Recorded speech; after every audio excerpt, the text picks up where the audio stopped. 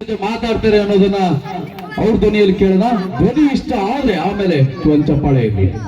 ಮೊದಲಿಗೆ ನಮ್ಮ ಟೆನಿಸ್ ಕೃಷ್ಣ ಈ ವೇದಿಕೆಗೆ ಬಂದ್ರು. ನಮಸ್ಕಾರ ಕಣಣ್ಣ, ನಮಸ್ಕಾರ ಕಣಕ್ಕ.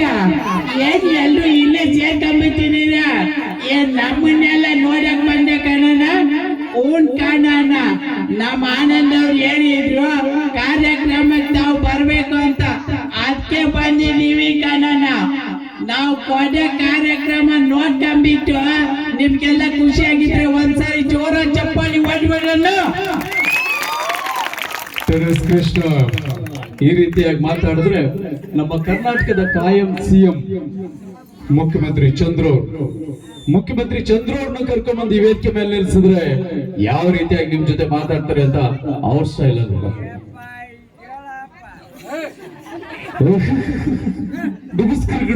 ಚುರುಗಿದ್ರ ನೀವು ಚುರುಗಿದ್ರು ತಾನಿ, ನಾವು ಚುರುಗಿರೋದ್ ಸಾಧ್ಯ. ನಾವ್ ಇಲ್ಲಿ ಇರ್ಲಿ ಹೀಗೆ ಇರ್ಲಿ ಯಾರ್ರಿ ಯಾವಾಗ್ಲೂ ನಗ್ನತ್ತೆ ಇರ್ಬೇಕಪ್ಪ. ಇವತ್ತು ಒನ್ನಕೇರಿ ಮುಲ್ಲಯ್ಯನ ಈ ಕಾರ್ಯಕ್ರಮದಲ್ಲಿ ಬೇರೆ ಬೇರೆ ಕಲಾವಿದರನ್ನ ಕರ್ಕೊಂಡ್ಬಂದು ಕಾರ್ಯಕ್ರಮ ಮಾಡ್ತಾ ಇದ್ರಲ್ಲ, ಇದು ತುಂಬಾನೇ ಖುಷಿ ಪಡೋದು ಕಡಪ್ಪ. ನಾರ್ ವಿಧಾನಸೌಧದಲ್ಲಿ ಮಾತಾಡ್ಬೇಕಂದ್ರಿ ಯಾರು ನಮ್ಮತ್ತಿ ಚಪ್ಪಳಿ ತೊಟ್ಲಿಲ್ಲ ಅಂದ್ರಿ. ಲಕ್ಷ್ಮೇಶ್ವರದ ಜನರು ತುಂಬಾನೇ ಚೆನ್ನಾಗಿದ್ರು. ಯಾಕೆ ಕೇಳ್ತಿದ್ರ ಕಲಾವಿದರು ಬರ್ತಿದ್ದು ಇಷ್ಟೊಂದು ಜನ ಸೇರ್ಕೊಂಡು ಚಪ್ಪಳಿ ಹೊಡೆದು ಅಭಿನಂದಿಸ್ತಾರಲ್ಲ, ಖುಷಿ ಆಗುತ್ತೆ ಕಡ್ರಪ್ಪ. ಮುಂದಿನ ಸಲ ಬರೋ ಕಾರ್ಯಕ್ರಮದಲ್ಲಿ ಮತ್ತೆ ಬರ್ತೀರಿ ಕಡ್ರಪ್ಪ. ಮುಖ್ಯಮಂತ್ರಿ ಚಂದ್ರು ಈಗ ಮಾತಾಡಿದ್ರೆ ನಮ್ಮ ಕರ್ನಾಟಕದ ಇನ್ನೊಬ್ಬ ಹಾಸ್ಯ ನಟ ಧೀರೇಂದ್ರ ಗೋಪಾಲ್ ಅವ್ರ ಧ್ವನಿಯನ್ನ ದಿನ ಟಿವಿಯಲ್ಲಿ ಕೇಳ್ತಿರ್ತೀರಿ, ಸಿನಿಮಾದಲ್ಲೂ ನೋಡಿರ್ತೀರಿ. ಧೀರೇಂದ್ರ ಗೋಪಾಲ್ ಅವ್ರನ್ನ ಈ ವೇದಿಕೆ ಕರ್ಕೊಂಡ್ಬಂದ್ರೆ ಯಾವ ಸ್ಟೈಲ್ ಅಲ್ಲಿ ನಿಮ್ ಜೊತೆ ಮಾತಾಡ್ತಾರೆ ಅಂತ ಅವ್ರ ಸ್ಟೈಲ್ ಅಲ್ಲಿ. ಶಿವನೇ ಶಂಭುಲಿಂಗ ನೋಡ ಶಿವ, ಇವತ್ತು ನಮ್ಮ ಲಕ್ಷ್ಮೇಶ್ವರ ಜನರು ಹೆಂಗೆ ಕಾರ್ಯಕ್ರಮ ಮಾಡ್ತಾವ್ರಿ ಅಂತ ಅಲ್ಲ ಕಂಡ್ಲ ತಿರುಗಿ ಹೊಸಿ ಸಾವಕಾಶ ಹೇಳ್ತೀನಿ, ನಿಧಾನ ಕೇಳ. ಸುಮ್ನೆ ಬೀದಿ ಲೈಟ್ ಕಂಬ ಕೆಳಗೆ ನಿಂತ್ಕೊಂಡು ಕೈ ಕಟ್ಕೊಂಡು ಎಲ್ಲ ಮಾಡ್ತೀವಿ. ಕಲಾವಿದರು ಪರ್ಫಾರ್ಮೆನ್ಸ್ ಒಂದ್ಸರಿ ಜೋರ ಚಪ್ಪಾಳಿ ತಟ್ಟಲ್ಲ ಅಂದ್ರೆ ಕಾರ್ಯಕ್ರಮ ಇನ್ನು ಚೆನ್ನಾಗಿ ಬರ್ತೀವಿ. ಅಲ್ಲ ಗಂಡ ನಿಮ್ಗೋಸ್ಕರ ಬೇರೆ ಕೆಲಸ ಬಿಟ್ಕೊಂಡು ಇಲ್ಲಿ ಬಂದಿರ್ತೀವಿ ಶಿವ. ಬಂದಾಗೆ ಹೊಸಿ ಚಪ್ಪಾಳಿ ತಟ್ಟಿದ್ರೆ ನಮ್ಗೂ ಖುಷಿ ಆಯ್ತದೆ, ನಿಮ್ಗೂ ಖುಷಿ ಆಯ್ತದೆ. ಒಟ್ಟಿನಲ್ಲಿ ಕರೆಸಿರೋ ಸಂಘಟಕರಿಗೂ ಮನಸ್ಸು ಹಂಗೆ ಸ್ವಲ್ಪ ತಂಬಾಯ್ತದೆ ಶಿವ. ಓದ್ತೀನಿ ಗಂಡ್ಲ, ಮನ್ಯಾಗ ಏನ್ರ ಕಾಯ್ತವ್ರಿ, ಬರ್ಲ ಓದ್ತೀನಿ ಗಂಡ್ರಪ್ಪ. ಶಿವನೇ ಶಂಭುಲಿಂಗ. ಧೀರೇಂದ್ರ ಗೋಪಾಲ್ ಹೀಗೆ ಮಾತಾಡಿದ್ರು. ಇನ್ನು ನಮ್ಮ ಹ್ಯಾಟ್ರಿಕ್ ಹೀರೋ ಶಿವರಾಜ್ ಕುಮಾರ್ ಅವ್ರನ್ನ ಕರ್ಕೊಂಡ್ಬಂದು ವೇದಿಕೆ ಮೇಲೆ ನಿಲ್ಸಿದ್ರೆ ಯಾವ ರೀತಿಯಾಗಿ ನಿಮ್ ಜೊತೆ ಮಾತಾಡ್ತಾರೆ ಅಂತ ಅವ್ರ ಸ್ಟೈಲ್ ಅಲ್ಲಿ ನೋಡೋಣ. ನೋಡಿ, ತುಂಬಾ ಸಂತೋಷ ನನಗೆ ಇಂಥ ಕಾರ್ಯಕ್ರಮ ಬಂದು ಅಂದ್ರೆ ಮನಸ್ಸಿಗೆ ತುಂಬಾ ಖುಷಿ. ಬಾಪಾಜಿ ಶಿವ ಎಲ್ಲೇ ಹೇಗೆ ಆದ್ರೆ ಉತ್ತರ ಕರ್ನಾಟಕದ ಯಾರಾದ್ರೂ ಕಾರ್ಯಕ್ರಮ ಕರೆದ್ರೆ ನೀರಲ್ಲಿ ಹೋಗಿ ಕಾರ್ಯಕ್ರಮ ಮಾಡೋದು. ಅದು ಒಂದ್ ಕಾರಣಕ್ಕೋಸ್ಕರ ನಾನಿವತ್ತು ಲಕ್ಷ್ಮೇಶ್ವರಕ್ಕೆ ಬದಲೇಸಲ ಬರ್ತಾ ಇದ್ದೀನಿ. ಇಲ್ಲಿ ಎಲ್ಲರೂ ಸೇರಿದ ಒತ್ತೆ ಮಾಡಿರ್ತಾರೆ, ಒತ್ತೆ ಹಡ್ಕೊಂಡು ಕುತ್ಕೊಂಡು ಕಾರ್ಯಕ್ರಮ ಮಾಡ್ತಾರೆ ಅಂತ ಹೇಳಿದ್ರೆ ನನಗೆ ಏನ್ ಮಾತಾಡ್ಬೇಕಂತಾನೆ ಗೊತ್ತಾಗಿಲ್ಲ. ಒಟ್ಟಲ್ಲಿ ಬದಲಿಸಲ ಅವಕಾಶ ಬಂದ್ರೆ ಖಂಡಿತ ಹೇಳ್ತೀನಿ. ಓಕೆ, ಬಾಯ್.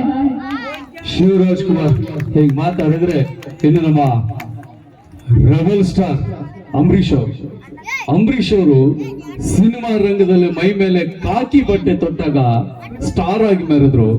ವೈಯಕ್ತಿಕ ಜೀವನದಲ್ಲಿ ಮೈ ಮೇಲೆ ಖಾದಿ ಬಟ್ಟೆ ತೊಟ್ಟಾಗ ಅಲ್ಲೂ ಸೂಪರ್ ಸ್ಟಾರ್ ಆಗಿ ಮೆರೆದ್ರು.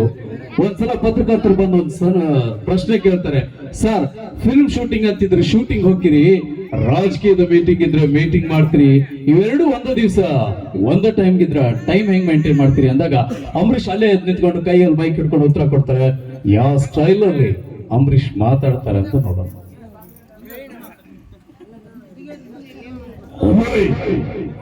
ನಡೆ, ನಾನ್ ಫಿಲ್ಮ್ ಶೂಟಿಂಗ್ ಆದ್ರೂ ಮಾಡ್ತೀನಿ, ರಾಜಕೀಯದ ಮೀಟಿಂಗ್ ಆದ್ರೂ ಮಾಡ್ತೀನಿ, ನನಗೆ ಮನ್ಸಿಗೆ ಬಂದ್ರೆ ಮಾಡ್ತೀನಿ, ಇಲ್ಲ ಬಿಟ್ಟಾಕ್ತೀನಿ.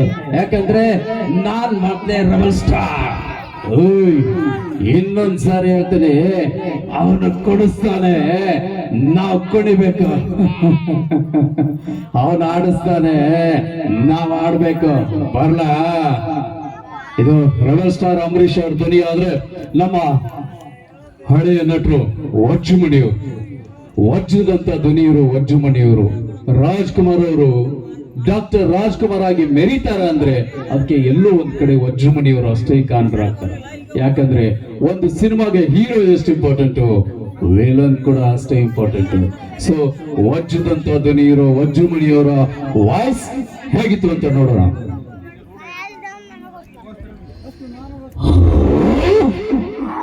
ಯಾಕಾಗಿತ್ತು ನಿನ್ನ ತಗೊಳ್ಳಬಾರ್ದು ಜೋಪಾನ ಮಾಡಿದ್ದಲ್ಲೋ, ಅದು ನಾನು ಮಾಡಿರೋ ಮೊದಲೇ ತಪ್ಪು. ಹೋಯ್ ನಿನ್ನ ಗಂಡನಿಗೆ ಹೇಳೋ, ನಾನು ಸುದ್ದಿ ಬರಬೇಡ ಅಂತ. ಅವನೇನಾದ್ರೂ ನನ್ನ ಮುಂದೆ ಬಾಲ ಪಿಚ್ಚೋ ಪ್ರಯತ್ನ ಪಟ್ಟ, ಅವನ ಬಾಲ್ನ ತುಂಡು ತುಂಡ ಕತ್ತರಿಸಿ ನನ್ನ ಮನೆ ನಾಯಿ ನನಗೆ ಹಾಕ್ಲಿಲ್ಲ, ನಾನು ದೊಡ್ಡ ಮಣಿ ಸಾಕಾನೆ ಅಲ್ಲ.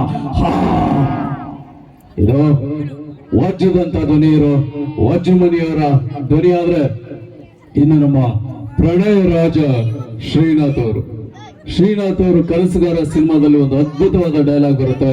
ಯಾವ ರೀತಿಯಾಗಿ ಆ ಡೈಲಾಗ್ ಇದೆ ಅಂತ ನೋಡೋಣ. ಚಿತ್ರ ಕನಸುಗಾರ, ಧ್ವನಿ ಪ್ರಣಯ ರಾಜ ಶ್ರೀನಾಥ್ ಅವರು.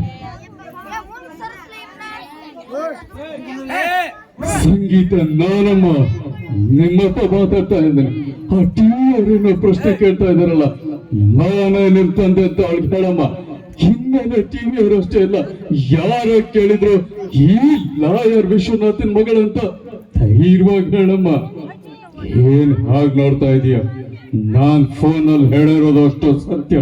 ಸಂಗೀತ ನನ್ ರಕ್ತ ಕೊಟ್ಟೋಳು, ಸಾಕು ಭಗವಾನ್ ಬೋಸರನ್ನು ಯಾರ ಸಹಾಯನೂ ಇಲ್ಲದೆ ತನ್ನ ಸ್ವಂತ ಪ್ರತಿಭೆಯಿಂದ ಇಷ್ಟೊಂದು ಗೌರವ ಅಂತಸ್ತು ಸಂಪಾದನೆ ಮಾಡಿರೋ ಸಂಗೀತಕ್ಕೆ ನಿನ್ನ ತಂದೆ ಯಾರು ಅಂತ ಕೇಳಿದಾಗ ಅದಕ್ಕೆ ಉತ್ತರ ಕೊಡಕ್ಕಾಗ್ಲ ಅಂತ ಚರ್ಮಸ್ತರು ನೋಡಿದ್ಮೇಲೂ ನಾನು ಸುಮ್ಮನೆ ಇದ್ರೆ ಈ ತಂದೆ ಅನ್ನೋ ಪದಕ್ಕೆ ಗೌರವನ ಹೊರಟು ಹೋಗುತ್ತೆ.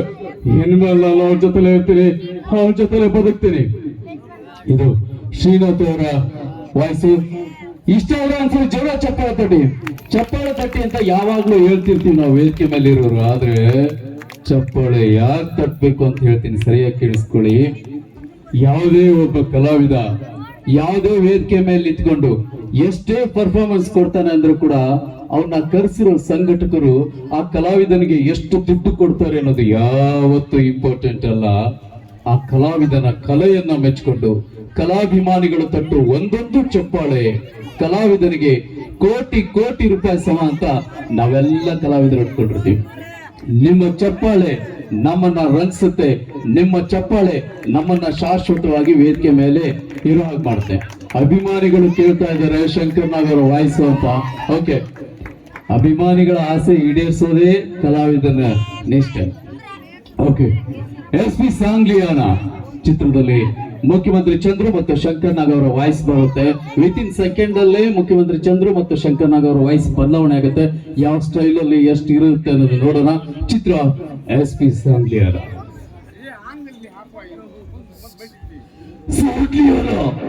ದಂಡುಬರಿಗೆ ಬಂದು ಡಬ್ಬು ಮೇಲೆ ಕೈ ಮಾಡಿಷ್ಟು ಧೈರ್ಯ ಬಜ್ಜಿರು ನಿನಗೆ. ನಾನು ಯಾರು ಅಂತ ನಿನಗೆ ಗೊತ್ತಿಲ್ಲ. ಕರ್ನಾಟಕದ ಕಾವೇರಿಯಿಂದ ಕಾಶ್ಮೀರದ ಗೋದಾವರಿಗೂ ನೀರು ಕುಡಿದ್ರು ಗಟ್ಸಿಡ ಮೇಘಾಲಯ ಕರ್ನಾಟಕದವರೆಗೂ 40 ಜನರಿಗೆ 40 ನೀರು ಕುಡಿಸಿರೋ ಸಿಡಿಮದ್ದು ಈ ಸಾಂಗ್ಲಿಯಾನ. ನೀನ್ ಪುಟ್ಗೂಸಿನು ನನ್ನ ಬುದ್ಧಿ ಚಾಲೆಂಜ್ ಮಾಡ್ತಾ ಇದೀಯ. ಚಾಲೆಂಜ್ ಮಾಡ್ತಾ ಇಲ್ಲ ಧನರಾಜ್, ಪ್ರಾಮಿಸ್ ಮಾಡ್ತಾ ಇದ್ದೇನೆ. ಕಾನೂನಿಂದ ಕೈಕಾಲು ಕುತ್ತಿಗೆ ಕಟ್ಟಿ ನಡು ರಸ್ತೆಯಲ್ಲಿ ವ್ಯರ್ಥವಾಗಿ ಮೆರವಣಿಗೆ ಮಾಡ್ತೀನಿ. ಇದು ಒಬ್ಬ ಪತ್ರಕರ್ತನೆ ಮಾಡುವ ಅನ್ಯಾಯಕ್ಕೆ ನಾನು ಕೊಡ್ತಾ ಇರುವ ನ್ಯಾಯ. ನಿನ್ನ ದರಿದ್ರವಾದ ಇನ್ಫ್ಲೂಯೆನ್ಸ್ ಬೇಸ್ ಮಾಡಿ ಎಷ್ಟೇ ಸಲ ತುಳಿಯೋಕೆ ಪ್ರಯತ್ನ ಪಟ್ಟರು ಫಿನಿಕ್ಸ್ ಮಾತ್ರ ಹೊಟ್ಟು ಬರ್ತಾರೆ. ಧನರಾಜ್, ನೀನು ಸಾಕಿರೋ ಈ ಪಾರಿವಾಳ ಸ್ವಾತಂತ್ರ್ಯದ ಸಂಕೇತ.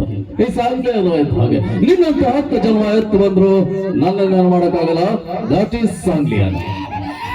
SP ಸಾಂಗ್ಲಿಯಾನ ಚಿತ್ರದಿಂದ ಅಂದ್ರೆ ನಮ್ಮ ಡೈಲಾಗ್ ಕಿಂಗ್ ಸಾಯಿ ಕುಮಾರ್ ಅವರು ಅಗ್ನಿ IPS ಚಿತ್ರದಲ್ಲಿ ಸೂಪರ್ ಡೈಲಾಗ್ ಹೊಡಿತಾರೆ. ಯಾವ ಸ್ಟೈಲ್ ಅಲ್ಲಿ ಅಗ್ನಿ IPS ಸಾಯಿ ಕುಮಾರ್ ಅವರ ಧ್ವನಿ ಇದೆ ಅಂತ ನೋಡೋಣ. ಹೇ ಕಪ್ಪ, ನನಗೆ ಲಂಚ ಕೊಡಕ್ಕೆ ನೀನೇನು ದಾನವೀರ ಶೂರ ಕರ್ಣನ, ಚಿಕ್ಕಲ್ಲಿಂದ ಸಾಕಿದ ತಂದೆನ, ಹೆಣ್ಕೊಟ್ಟು ಮಾವನ? ಇಲ್ಲ, ತಿಂಗಳು ಸ್ಯಾಲರಿ ಏರ್ಸೋ ಸ್ಟೇಟ್ ಗೌರ್ಮೆಂಟ್, ಸೆಂಟ್ರಲ್ ಗೌರ್ಮೆಂಟ್. ನಾನು ಹಾಕಿರೋದು ಲಂಚದ ಆಸೆಗೆ ಪಕ್ಷ ಬದಲಾಯಿಸೋ ಕಾದಿನೂ ಅಲ್ಲ, ಮಂಚದ ಆಸೆಗೆ ಆಶೀರ್ವಾದ ಮಾಡೋ ಕಾವಿನೂ ಅಲ್ಲ. ಲಂಚ ಮಂಚ ಅನ್ನೋ ನಿನ್ನಂತ ಲುಚ್ಚಗಳನ್ನ ಇಂಚಿಂಚಲ್ಲೂ ಹೊಡೆಯೋಕ್ಕಾಕಿ ಕದರ್ಕಾಕಿ ಈ ಕಾಕಿಗೆ ಬೆಲೆ ಪಂಚೋದು ನೀನು ಅಮಾಯಕ ಜನರನ್ನ ಕೊಲೆ ಮಾಡಿ ರಕ್ತ ಚಿಕ್ಕಷ್ಟು ಸುಲಭ ಅಲ್ಲ ಕಣೋ ಬಾಲ್. ಲೌಡಕ್ಕೆ ಬಾಲ್, ನಾನು ಚಿಕ್ಕವನಿದ್ದಾಗ ನ್ಯಾಯಕ್ಕಾಗಿ ಹೋರಾಡಬೇಕಾದ್ರೆ ಎದೆಗೆ ಹಸಿದ ಆಸೆಗೆ ಎದುರೇ ಇರೋನು ಈ ತಾಕಡು ಲಾಂಗಿಗೆ ಹೆದರ್ತೀನ. ಇನ್ನು ಮೂರೇ ತಿಂಗಳಲ್ಲಿ ನೀನು ಕಟ್ಟಿರೋ ಈ ರೋಡಿ ಸಾಮ್ರಾಜ್ಯನ ನೆಲಸಮ ಮಾಡಿ ಪೊಲೀಸ್ ಸಾಮ್ರಾಜ್ಯನ ಸ್ಥಾಪಿಸ್ತಾ ಇದ್ರೆ ನಾನು ಅಗ್ನಿ IPS ಅಲ್ಲ, ಇಟ್ಸ್ ಅ ಚಾಲೆಂಜ್. ಇದಾದ್ರೆ ಇನ್ನು